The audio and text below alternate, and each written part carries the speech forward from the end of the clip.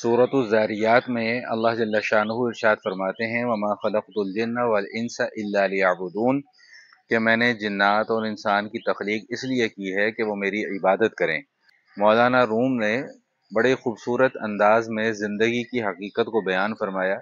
फरमाया कि ज़िंदगी आमद बराए बंदगी, ज़िंदगी बेबंदगी शर्मिंदगी, कि ज़िंदगी का मकसद ही अल्लाह पाक की बंदगी इख्तियार करना है, और जो ज़िंदगी बग़ैर बंदगी के हो वो महज शर्मिंदगी ही शर्मिंदगी है। अब बंदे को ये कैसे पता चलेगा कि अल्लाह के यहाँ उसकी बंदगी मकबूल भी है या नहीं है? इस हवाले से हुज़ूर अलैहिस्सलातु वस्सलाम का एक फरमान आलीशान है। इरशाद फरमाया कि इन्नल अब्दा इज़ा सल्ला फिल अलानियति फ़अहसना व सल्ला फिस सिर्रि फ़अहसना क़ाल अल्लाहु अज़्ज़ व जल हाज़ा अब्दी हक़्क़ा। फरमाया कि जब कोई बंदा लोगों के सामने नमाज पढ़ता है तो बड़ी अच्छी नमाज पढ़ता है, फिर वही बंदा जब तन्हाई में नमाज पढ़ता है तो बहुत उम्दा तरीके से नमाज की अदायगी करता है, तो अल्लाह पाक इरशाद फरमाते हैं कि हाजा अब्दी हक्का, कि ये मेरा सच्चा बंदा है, ये मेरा हकीकी बंदा है।